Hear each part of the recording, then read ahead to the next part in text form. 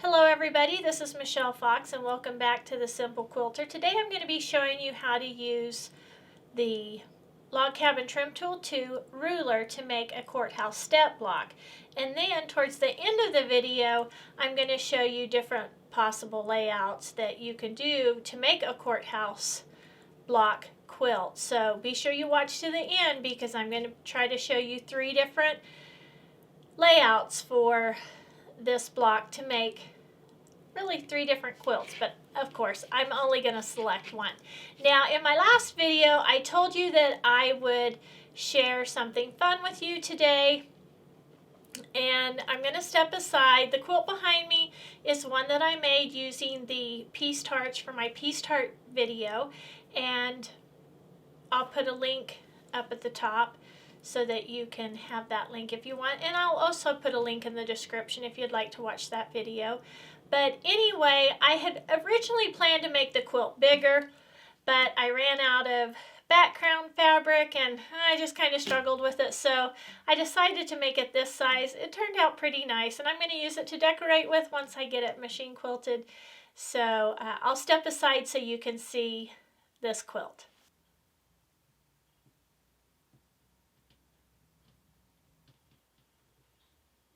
It was a fun quilt to make, and I just used the blocks from that video to make this quilt. So I hope you enjoyed seeing that. Okay, so the next thing I'm going to show you, I'm going to put the camera down to where you're just going to see my hands for quite a while, and I'm going to show you how I've made these courthouse step blocks. Okay, so these are the blocks I'm going to be showing you how to make, and I have made 42 that I'll be using to show different layouts or different possible layouts at the end of the video. And this is a scrappy quilt. I used my blues. I guess it's kind of a controlled scrappy quilt because my blue box or my blue scrap bin was empty, so I did have to pull fabrics from my stash, but I just pulled all kinds of fabrics, all kinds of blues from my stash, and then I used all of the whites out of my white scrap bin, and then I had to get into my stash. So I guess it's a little bit of controlled scrappy, but I like the way it turned out, and I'm really excited about this. So let me get started showing you how to make this block. Now the first thing I want to show you is how I just cut my strips, and I cut my strips 2.5 inches, but you really only have to cut them 2 1/4, so there is some wastage of fabric. So I'm not going to include the sizes of the strips because a lot of people are going to cut them right at 2 1/4, and that's okay. You just have to do what works for you. But I love these design boards. I've talked about these design boards before, and I just made these myself using Lori Holt's video, and so I just cut all of my strips. Alright, so the first thing you do is you start with a 3.5 inch square, and this is going to be the 12.5 unfinished or 12 inch finished courthouse step block that you can make with the ruler. And you're just going to start with 2 pieces. You're going to start with your center piece and then 2 lights, and of course I chose white, but you could use cream or whatever color you wanted. And I just laid those down like that, sewed them together, and you end up with a piece that looks like that. I sewed and pressed those out to the side, and there's your first 2 strips. Then you add 2, in this case I used 2 blues, and you just sew those on. You're going to put them like that, you're going to sew them on, and then you're going to press them. So they're going to look like this.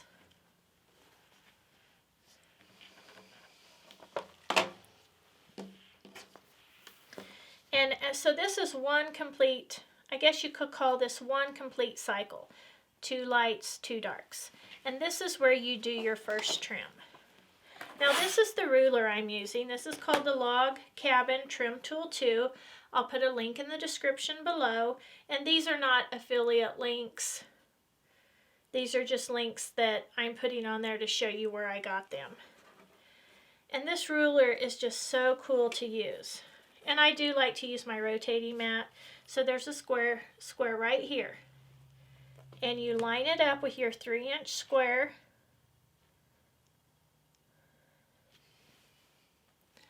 And then you just trim up and across.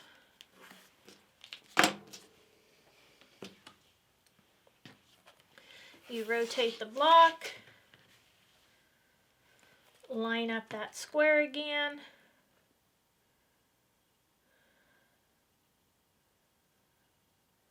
just line it up the best you can line it up, and then again you go up and across. Now see, again I use the 2.5 strips.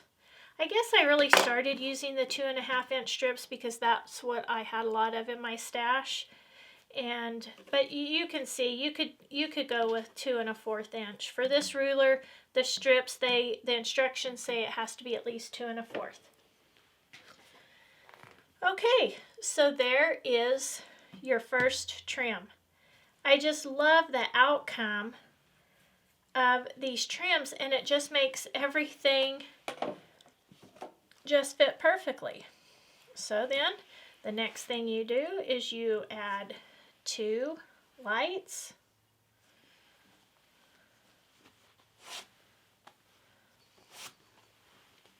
sew them and press them, and then you've got this. Gosh, I have little threads everywhere. Okay, then you add your next 2 darks. Of course, mine are blue, and I tried to use all different fabrics for each block. Sew those, press those, and then here is your next round that's complete. And again, you just take your ruler, you use the second square now,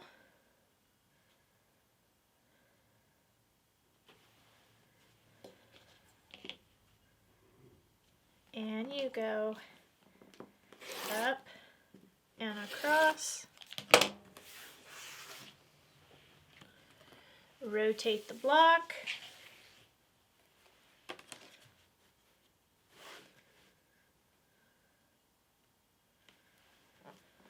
again, up and across, and then there is your second trim. Now, what you'll do next, you'll add another light there, another light here, 2 more darks, and you'll trim a 3rd time using the last square. And then you'll end up with a beautiful Courthouse Step block.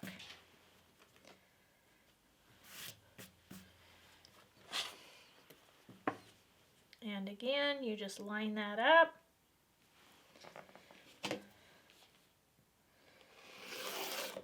Up and across.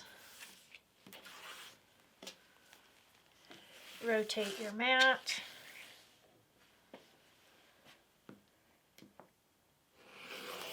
Up and across. And of course I use these scraps for my dog beds like what I've showed you previously. And there you have it, just a beautiful Courthouse Step block. I'm really anxious to see how these look in the different layouts.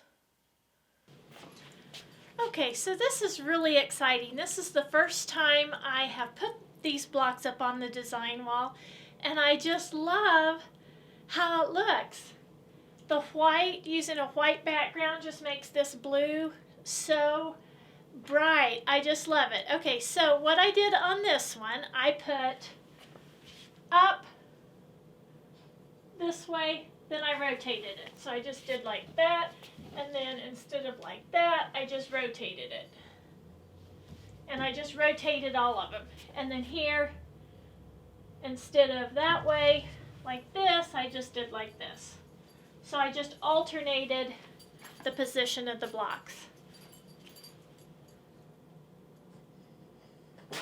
Oh my gosh, that's so exciting.